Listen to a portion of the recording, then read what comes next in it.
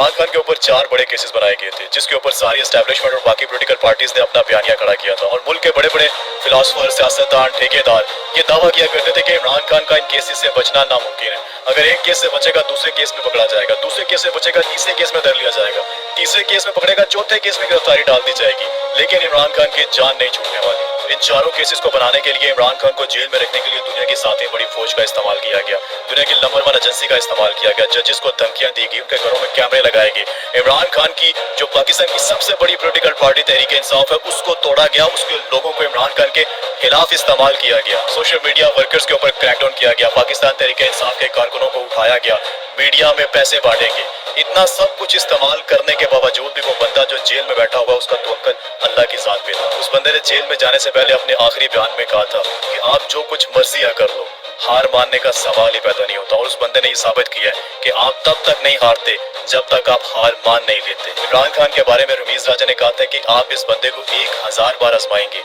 ये बंदा आपको 1000 बार गलत साबित करेगा। इमरान खान जिंदाबाद।